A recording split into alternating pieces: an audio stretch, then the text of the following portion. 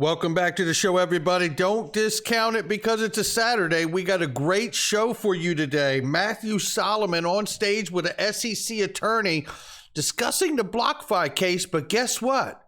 They ain't talking about the Howey test. They're talking about the REVES test. Guess what else? David Schwartz talking about a victory lap. What's it got to do with all of that? Somebody rolled a beautiful intro and we're going to find out.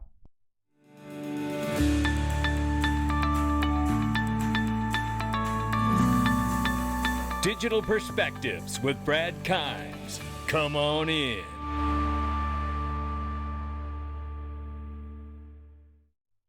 Welcome back to the show, everybody. You can follow me on Twitter at Dig Perspectives at the top of the screen. Everything that we're talking about here today.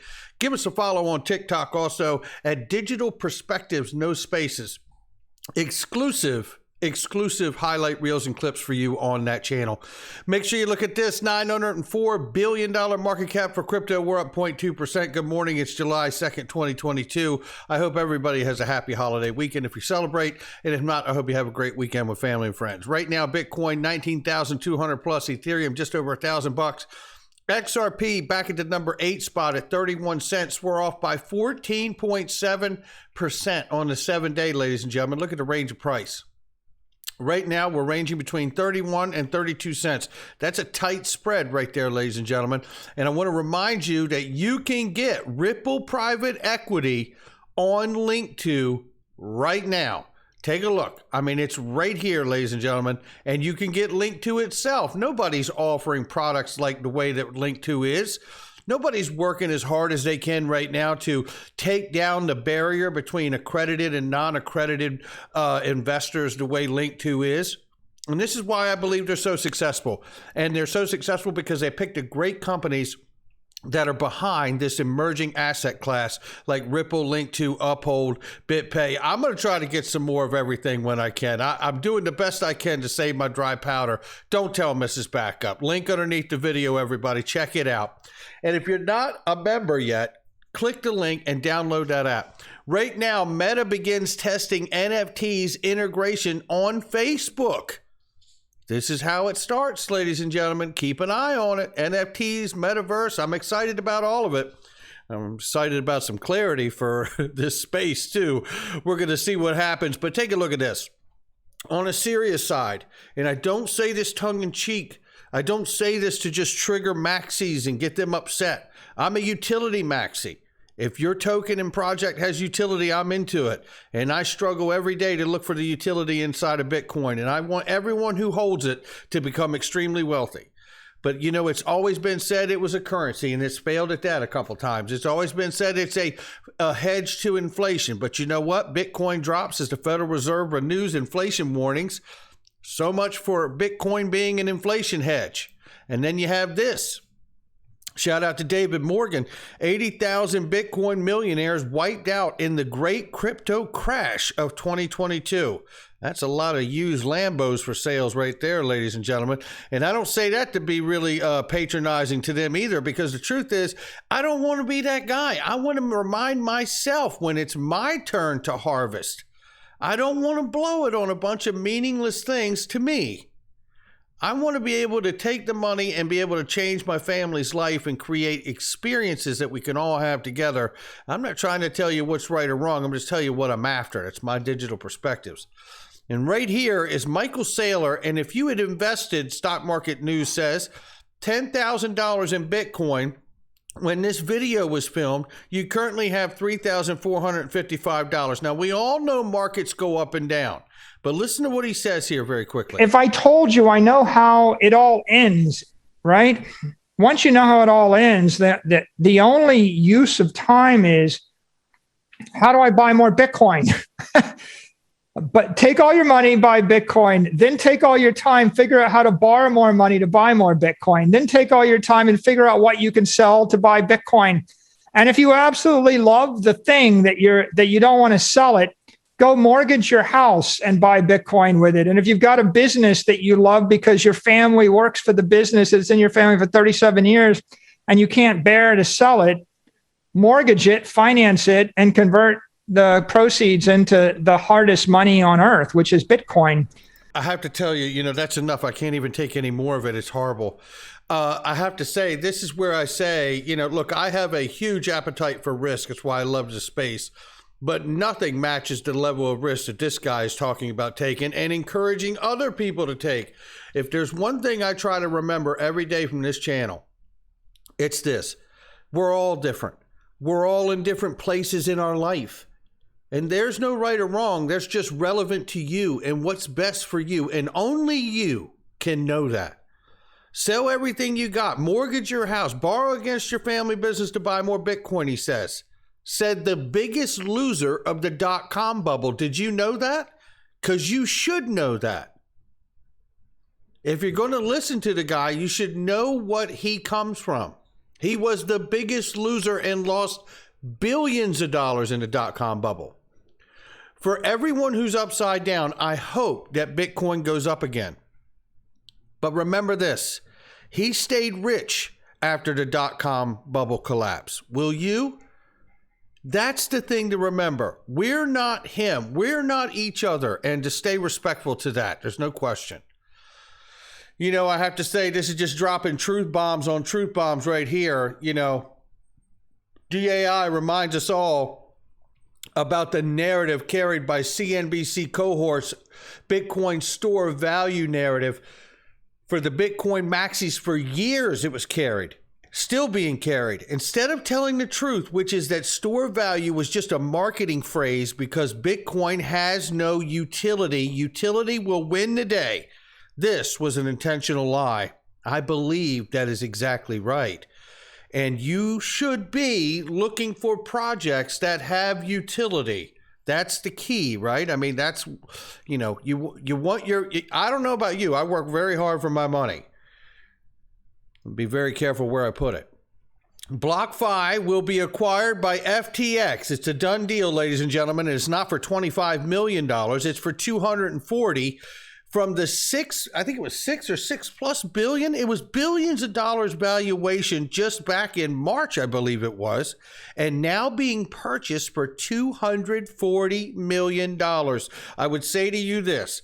We're going to see a lot more of this, and it may even shock us that it would be a name so big and so trusted and just feel like a keystone in this space that something like this may happen in that regard as well. Keep a very close eye out for that. Now let's talk about this very quickly. There's no doubt here that the Supreme Court will strike down Gary Gensler's overreach, says John Deaton. The climate requirement that he's been asking for from the SEC chair, any federal agency, EPA, SEC, FDA, that institutes a regulation having significant economic impact must be able to point to explicit language from Congress authorizing that action. The Supreme Court's wrecking ball could impact the SEC's authority because we've seen Gary Gensler overreaching crypto and we see him overreaching from the SEC chair for climate requirements as well. And that is refreshing to see the Supreme Court respond in that manner. We'll keep a close eye on it. Ladies and gentlemen, this is from Nerd Nation here, and I went through the entire talk. Matthew Solomon is on this panel from 1 month ago, and the person sitting in the middle is SEC lawyer, Assistant Regional Director Stephen Buchholz. And they are discussing what is going on with crypto, the approach of the SEC. They talk about the BlockFi case not long ago, right? And there's some very, very key takeaways inside of this. The first one is right here in this clip, and the SEC is going to tell you in 47 seconds that they are going to bring a lot more lawsuits, and they're happy about it. On the crypto side, yeah, the addition of about 20 people up to 50 total is a very significant addition of resources. Matt, you read the release like a hawk. It does mention trial counsel, and that is a significant development. I view that as significant. I'm sure in your prior experience you recognize the significance of that. And I agree that there are questions in the space that likely will litigate. So I think it wouldn't be surprising to anyone who's been following the cases that there will likely be litigated cases. And I think in our view, that's good. That's, there will be questions that may be so important to certain projects that we'll let a judge weigh in on the crypto. and let the judge weigh in, and they think that's good. That's what they're doing. More regulation by enforcement is what they say. Bring it on. Well, this is where it starts right here. What about the implication of losing the case from the SEC? Here is an ex-SEC Chief of Division of Enforcement, Robert Cohen, responding to that question right here. Okay, well then let me take the opportunity to answer one of the questions from the audience. So a question from the audience we got was on this topic. What are the implications once the outcome of Ripple XRP is decided?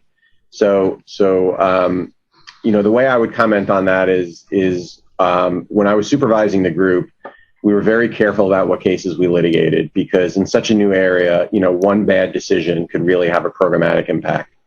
And there was one case, it was a small fraud case, where the commission initially lost the motion for preliminary injunction. And it was in, Law 360 and all the industry publications the next day. SEC's losing. And, it was a surprise. It was a very straightforward case. We thought it was somebody who made up a fake blockchain regulator called the Blockchain Exchange Commission, and put the SEC's address as the address for this fake regulator. But it was all over the news that the SEC's losing. Well, a motion for reconsideration was filed, and the judge reversed the decision. And that got, not as much news as the initial decision got, but it kept the track record clean. So on the question of the implications of Ripple XRP, on the one hand, it's only one case, it's only one judge, it's district court. But for such a a new innovative area where people are following, as Christy went through those decisions, people are reading every line of every decision. There's a lot on the line, I think. There's a lot on the line for the program. If the commission loses a big case on a significant legal issue, it's not necessarily binding. It's one district court, unless it gets appealed. But to lose a prominent case, I think, has the potential to have a significant impact on the program. Okay. And there you have it right there. It is a big, big moment. So the SEC former Division of Enforcement here telling you just how big it is for the SEC to lose this case. It reminds me of what John Deaton tells us all the time, that the SEC has an opportunity between now and summary judgment to settle and not risk losing the case. Well, guess what? We got some more fire for you too, because this is a SEC official speaking about not XRP. She's speaking about DeFi market lending, which is, in fact, a smaller case that really went to a decision by using when something is a note, the REVES test. Just listen very quickly as she talks about this case. I talked earlier about the label being inaccurate at times, and one example is our case against an entity and two individuals for this offer and sale of digital assets through what they called the DeFi money market. DeFi money market is the name of the project. They're not talking about Ripple here. I did figure that out. But which turned out not to be decentralized at all. The commission order charged two tokens in that action, two tokens that the first was a governance token. It purportedly gave holders certain voting rights and a share of excess profits, and the ability to profit from the tokens by reselling them into a secondary market.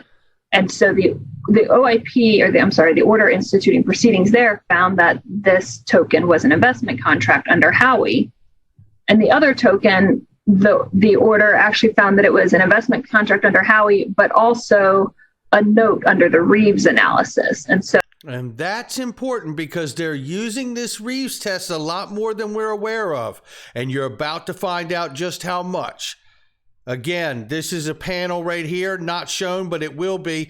Matthew Solomon sits on this panel, Ripple and Brad Garlinghouse attorney, on stage 1 month ago with Steve Buchholz here from the SEC discussing the BlockFi case, REVES test. When something is a note, ladies and gentlemen, don't sleep on this. This is a very big deal. We're about to get into it. There's a couple other things in here too. Not only do they discuss the REVES test, they also discuss the possibility that because of the REVES test, it could allow for a different regulatory regime to be overseeing this particular project debate based on the ruling of the REVES test. Let's take a quick listen here. I think I looked yesterday. What's happening? That's Matthew Solomon killing it right there. happened with all that. There may have been some extensions. I don't think we have clarity on that. Finding something, it's not a finding that's legally binding. This is the way that these settlements are styled. But the commission found that this lending product was a equity security, an investment contract, but also that it constituted a note under the REVES test. And they set that out, the commission set that out in the settlement order. This is a way, I guess, of giving some kind of guidance through this settled order of how expansive the commission believes the REVES test is in relation to lending products, not just equity security, but also, in their view, a debt security. So, with that being said, lending products. Well, let me remind you right here, Ripple entered the lending with XRP credit lines to fund global payments back in the October 2020, right here. And I believe they did that strategically, not only because it was a great idea for the company, but legally structured wise, so they could argue through the REVES test that they were not a security. Now, let's take a look at this very quickly. We'll get back to that in just a second because there's other things to take from it. But I want to show you this. 6 hours ago, David Schwartz said, anyone remember when people loaned Bitcoin to Patrick Harnett, who loaned them to people who invested in Pirate at 40? And then when Pirate's Ponzi collapsed, Patrick wouldn't pay his lenders back. In Patrick's defense, he asked everyone he made loans to if they were going to invest in Pirate's obvious Ponzi scheme, and they all said no. But on the other hand, he charged such a high rate of interest, the only way anyone could possibly have borrowed from his is if they were going to place it into something incredibly risky that promised even higher rates and defaulted and it collapsed. Today, apparently, that's an acceptable business model. XRP Crypto Wolf says here, when Ripple loans out XRP, which we saw, I just showed you the news from back in 2020, to their ODL partners, do they over-collateralize or how does it work to minimize risk? These legit crypto lenders got me questioning every loan service, laugh out loud. David responds, it was somewhat controversial, but we picked a very conservative path, and the champions of that path are currently taking a victory lap. I believe that they're taking a victory lap because we understand that this is all really based around the REVES test. Today is the final lawcast in a series discussing what is a security. Although the term note is included in the statutory definition of a security, case law has determined that not every note is a security. Off the top, the Exchange Act and SEC specifically exclude notes with a term of less than 9 months from the definition of a security. Wouldn't it be nice to know the details of the lending program of Ripple if it was less than a 9-month note? That would kick it out of the security classification, now wouldn't it? Also, numerous courts have carved out exemptions over the years for commercial paper type notes, such as purchase money loans and privately negotiated bank loans.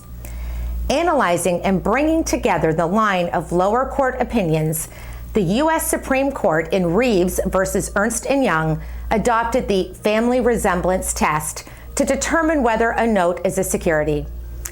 Under the family resemblance test, one must start with the presumption that a note is a security. Right there.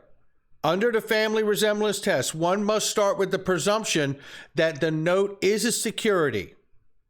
Is there any greater presumption than suing Ripple and over XRP by the SEC that is the greatest example of starting from the presumption that something is a security first? Listen, I firmly believe that this case was brought on as a weapon, but there's an opportunity within this to slingshot us to legal clarity. And I believe it's this case being the obvious greatest example of how to start with the presumption of XRP being a security and working it through the resemblance test to prove that it isn't, and possibly with the help of the Ripple lending program. Now, let's get back to Matthew Solomon because I need you to see the rest of this. There's going to follow suit because clearly there must be other inquiries going on of similar products, since again, BlockFi is not the only one out there like this. So that's my perspective on it. I don't know if others have views, because I do think this is an effort. I don't know, Steve, if you can talk any more about it, probably not, but to give some information to the marketplace. And those are my personal views about what the commission's trying to do. But if you can elaborate on that for us, that'd be great. Yeah. Look at the grin he's got on his face.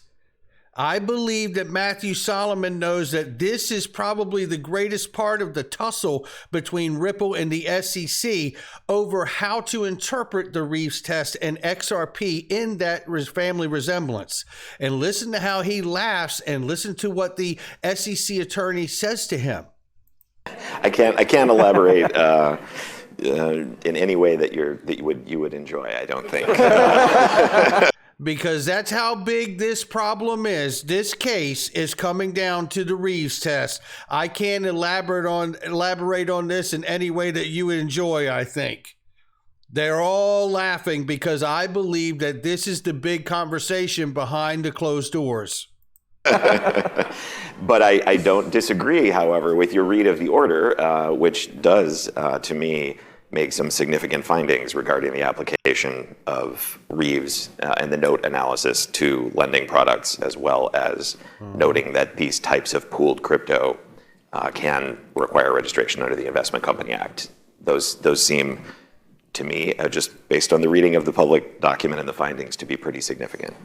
And like Matt said, we'll have to wait and see whether they can pull off the registration, because I think we all have experienced dealing with trying to register anything with the SEC. It's not always an easy path. It'll be significant development, and it'll be a path that others might follow. We're going to have to see. But what I also was significant that of course that the REVES test has been talked about in the crypto space, but I don't think it had been used in an SEC case until BlockFi. DeFi money market, which was the smaller one? DeFi money market was the smaller one, but shortly before also. Okay. Which is the one that I played with the woman who's an SEC official mentioned that case, and when something is a note, he just referenced it as well. In the last year. So, we all learned Howie. Now we got to go learn REVES. This is what I've been pounding the ground about. Now we all got to go learn the REVES test. So I guess that's part of the homework now. Thank you, SEC. While you're on the topic, one of the key components of that analysis is whether there's an alternative regulatory scheme that provides protection to the participants or investors. And what did he just say? Listen, let's hear that again, please. The homework now. Thank you, SEC. While you're on the topic, one of the key components of that analysis is whether there's an alternative regulatory scheme that provides protection. In other words, is there another agency that has true oversight because of the way it falls in or out of the REVES test that would take it out of the SEC's purview? Maybe something like FSOC and the Treasury, possibly. This, I believe, is the real conversation going on behind closed doors at this point in this case. To the participants or investors, and that's a significant component in this space, especially where things are at in terms of, activities to protect investors in this space. How do they get us out? By other regulators. So I just, not that I know where that's heading or anything. I just flag that as one of the key elements. No, I think that's right. It's kind of a broad concept, right? Whether there's some other regulatory regime, one would query whether you need it if you have sophisticated buyers, sellers who are willingly, participating in a new type of asset market. But I think clearly the SEC sees it as its role to ask that question under that test, and I'm sure we're going to hear that talked about more. Peter, were there any? And there it is right there. Listen, I think we are right over the target, ladies and gentlemen. That's what I think. And I think that they're struggling to find out who exactly is going to oversee this. Is it the Treasury? Is it the CFTC? Is it the SEC? What evidence can we look to get an idea of who Ripple might think it is? Well, understanding that Craig Phillips is from the Treasury, and certainly Rosie Rios, and certainly Susan Friedman, and certainly Michael S. Barr, who's been given the green light to become the VP of the Federal Reserve. How about that? That's going to do it for me, ladies and gentlemen. If you haven't done it yet, check out the link underneath the video for all the products and services I use. I got majority of my holdings on Ledger Nano Cold Storage, and I'm loving it. Check it all out. I'll catch all of you on the next one.